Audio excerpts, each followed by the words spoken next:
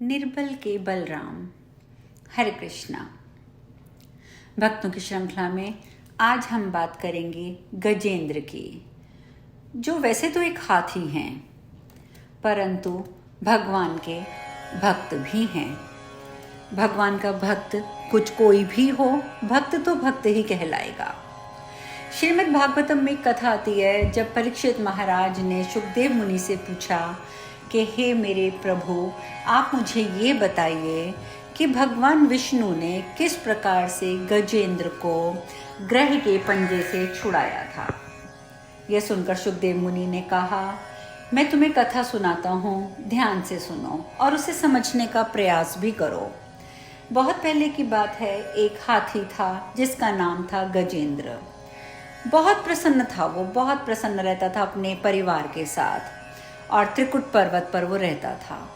एक बार जबकि गर्मियों का मौसम था तो पानी में स्नान करने के लिए अपनी पत्नी और बच्चों के साथ गजेंद्र नदी में उतरा और नदी में उतरकर बहुत प्यार से अपने परिवार के साथ पानी को उछाल उछाल कर खेलने लगा। कभी वो पानी उछालकर अपने बच्चों पर डालता, कभी अपनी पत्नी पर डालता।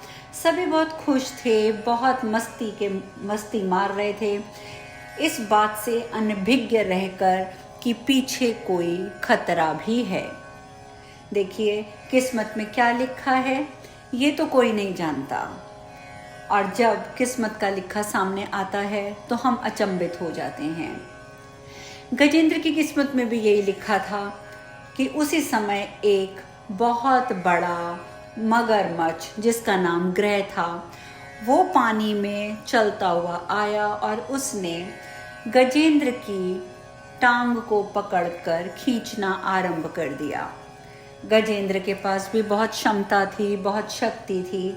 उसने अपने आप को छुड़ाने की बहुत कोशिश करी कि वो मगरमच्छ के मुख से स्वयं को छुड़ा सके। उसकी पत्नी, उसके बच्चों ने भी सबने मिलकर बहुत प्रयास किया, अथक प्रयास किया कि किसी तरीके से गजेंद्र को बचा लिया जाए, पर लगता तो ऐसा था कि कुछ भी सफलता नहीं मिल रही है, क्योंकि जो ग्राह था वो खींचता ही जा रहा था, पानी के अंदर खींचता ही जा रहा था।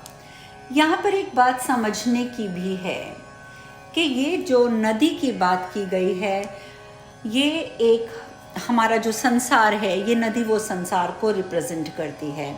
जो गजेंद्र है वो हमारी आत्मा को रिप्रेजेंट करता है, और जो ग्रह यानी कि मगरमच्छ है वो हमारी मृत्यु को रिप्रेजेंट करता है। और जो त्रिकुट पर्वत का यहाँ मैंने नाम लिया है वो रिप्रेजेंट करती है हमारे इस भौतिक शरीर को, जिसको हम बोलते हैं फिजिकल बॉडी। और देखिए होता भी तो यही है ना कि इस संसार में उलझा हुआ इंसान मस्ती मारता है, अपने परिवार, अपने बच्चों के साथ खुशियां मनाता रहता है, और वो ये भूल जाता है कि पीछे मौत भी खड़ी है जो किसी भी क्षण आ सकती है।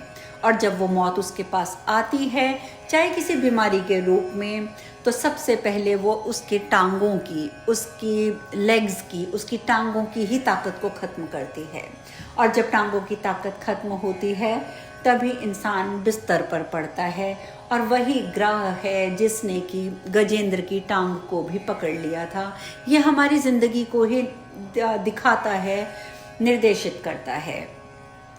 देखिए जो मृत्यु है वो किसी भी रूप में आ सकती है, और जब मृत्यु आकर किसी व्यक्ति को जकड़ती है तो पहले पहले तो उसके भाई बंधु जो भी हैं उसे बचाने का बहुत प्रयास करते हैं, अच्छे से अच्छे हॉस्पिटल में ले जाते हैं, अच्छे से अच्छे डॉक्टर को दिखाते हैं, बहुत प्रार्थनाएं करते हैं, सब कुछ करते हैं। लेकिन एक समय ऐसा आ जाता है कि मृत्यु के पंजे में फंसा हुआ व्यक्ति ठीक नहीं होता, वो तो बीमार है और बीमार ही रह जाता है। यही हमारी दुनिया है, और यही ग्रह के साथ और गजेंद्र के साथ था। गजेंद्र को ग्रह खींचता जा रहा था, उसके पैरों से पकड़कर गजेंद्र अपने आप को छुड़ाने का प्रयास करता जा रहा था। और ये प्रयास भी बिल्कुल उसी तरीके का था जैसे एक व्यक्ति जो मृत्यु के पंजे में फंसता है और बिस्तर पर पड़ जाता है तो कभी तो हमें उसे देखकर लगता है कि ये बिल्कुल ठीक होने वाला है, लेकिन अगले दिन हमें लगता है कि नहीं, दवा तो असर ही नहीं कर रही। फिर हमें लगता है ठीक हो रहा है, फिर लगता है कि नहीं, दवा असर नहीं कर रही। वही स्थिति जो थी वो ग्रह और गजेंद्र की थी। कभी लगता था गजेंद्र जो है वो ग्रह को पानी से बाहर खींच लाएगा, और कभी लगता था कि ग्रह गजेंद्र को पानी के अंदर खींच के ले जाएगा। तो इसीलिए तो कहा जाता है कि मृत्यु को हमेशा याद रखना चाहिए। और जैसे हमारे भाई बंधु एक दिन थक जाते हैं कि ये तो ठीक ही नहीं हो रहा, अब इसकी मृत्यु निश्चित है, वही हालत गजेंद्र की हुई। उसके परिवार वालों को भी ऐसा महसूस होने लग गया कि ये नहीं बच सकता ग्रह से, और ये सोचकर अपनी उम्मीदों को छोड़कर, आशाओं को छोड़कर उसका परिवार वापस चला गया। यही तो सबसे बड़ी सच्चाई है इस दुनिया की। गुरु जी तो हमेशा यही कहते हैं, हमारे सद्गुरु, हमारे गुरु, जो भी जिन्हें भी आप गुरु मानते हैं, मैं यहाँ अपने गुरु की बात कर रही हूँ, कि हमारे गुरु तो यही कहते हैं कि वो इंसान जो हर क्षण भगवान को ध्यान में रखता है, भगवान को याद करता है, आखिरी समय में भी अगर उसे किसी की याद आती है तो भगवान की याद आती है। तो इसीलिए मृत्यु के पंजे में फंसे हुए इंसान को अगर कोई जन्म मृत्यु के चक्र से बचा सकता है तो वो सिर्फ भगवान का नाम, भगवान का सतनाम, और कुछ नहीं। इसीलिए घबराने की बजाय हमें ज़्यादा से ज़्यादा भगवान के नामों का स्मरण करना चाहिए, भगवान से प्रार्थना करनी चाहिए, उसे हमेशा याद रखना चाहिए। खैर, हम अपनी कथा पर वापस आते हैं। गजेंद्र अकेला रह गया, और जब वो अकेला रह गया उसे ये लगा कि मेरी तो सहायता करने वाला कोई भी नहीं है। तब उसे याद आई भगवान की। तब उसे एहसास हुआ कि भगवान के सिवा तो कोई है ही नहीं जो मुझे बचा सकेगा। यही होता है ना कि जब हमारी अंतर आत्मा, हमारी आत्मा जब दुख, तकलीफ, दर्द इसमें एकदम दब जाती है, तब जाकर हमें याद आता है कि नहीं, हमें तो भगवान को याद करना है। वही सिचुएशन इस समय गजेंद्र की थी कि उसे भी एक ही शब्द याद आया, निर्बल के बलराम। और अपनी आंखों में आंसू भरते हुए गजेंद्र ने उसी तालाब में से एक कमल का फूल तोड़ा और अपनी सूंड में पकड़कर ऊपर आसमान की ओर किया और कहा, हे प्रभु, सिर्फ आप और सिर्फ आप ही हैं जो मुझे बचा सकते हैं, और कोई नहीं। और इस प्रकार गजेंद्र ने भगवान की स्तुति करना आरंभ किया। वह बोला, जो जगत के मूल कारण हैं, सबके हृदय में अंतर्यामी रूप से विराजमान हैं एवं समस्त जगत के एकमात्र स्वामी हैं, जिनके कारण ही इस संसार में सब कुछ सत्य प्रतीत होता है, उन भगवान को मैं नमस्कार करता हूँ, प्रेम से उनका ध्यान करता हूँ। यह संसार उन्हीं में स्थित है, उन्हीं की सत्ता से प्रतीत हो रहा है, वे ही इसमें व्याप्त हो रहे हैं, स्वयं वे ही इसके रूप में प्रकट हो रहे हैं। सब होने पर भी वह इस संसार से निर्लेप न्यारे हैं। उन स्वयं प्रकाश ईश्वर की शरण में ग्रहण करता हूँ। भगवान की लीलाओं का रहस्य जानना तो बहुत ही कठिन है। वे नट की भांति अनेकों वेश धारण करते हैं। उनके वास्तविक स्वरूप को ना तो देवता जानते हैं न ऋषि, और फिर दूसरा कौन सा प्राणी है जो वहां तक जा सके, उसका वर्णन कर सके। हे प्रभु, आप ही मेरी रक्षा कीजिए। जैसे कोई दयालु पुरुष फंदे में फंसे हुए पशु का बंधन काट दे, वैसे ही आप मेरे जैसे शरणागतों की फांसी काट देते हैं। अपने भक्तों का कल्याण करने में आप कभी आलस्य नहीं करते हैं। आपके चरणों में मेरा नमस्कार है। जिनके अनन्य प्रेमी भक्तजन उन्हीं की शरण में रहते हुए उनसे किसी भी वस्तु की, यहाँ तक कि मोक्ष की भी अभिलाषा नहीं करते, केवल उनकी परम दिव्य मंगलमय लीलाओं का गान करते हुए आनंद के समुद्र में निमग्न रहते हैं, उन्हीं आदि पुरुष परमात्मा की मैं स्तुति करता हूँ। हे नाथ, मैं आत्म प्रकाश को ढक देने वाले उस अज्ञानी रूपी आवरण से छूटना चाहता हूँ, जिसका अपने आप नाश नहीं होता है। इस अज्ञान आवरण का तो केवल आपकी कृपा से या तत्व ज्ञान से ही नाश होता है। हे नाथ, मुझ पर कृपा करो, मुझ शरणागत की रक्षा करो, रक्षा करो, रक्षा करो। इस प्रकार जब गजेंद्र ने अपने आप को भगवान के चरणों में समर्पित कर दिया, तब जाकर भगवान ने उसकी प्रार्थना को सुना। क्योंकि गजेंद्र क्यों कर सका ये, क्योंकि पिछले जन्म में वह भगवान का भक्त था और अपनी उसी भक्ति को वो अपने अंदर समेटे हुए था, और वही भक्ति का ये प्रकाश था जो हाथी के रूप में होने के बाद भी उसके अंदर विराजमान था।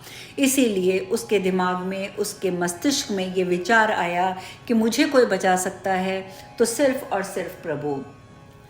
अब गजेंद्र जो था पिछले जन्म में उसने बहुत भक्ति की थी, इसीलिए भगवान उसकी भक्ति को जानते थे, और इसीलिए भगवान विष्णु ने अपने सुदर्शन चक्र को उसी क्षण आज्ञा दे दी कि तुम जाओ और जाकर ग्रह के मुख से गजेंद्र को छुड़ा लो। अब यहाँ पर बात आई है सुदर्शन चक्र की। तो सुदर्शन चक्र क्या है?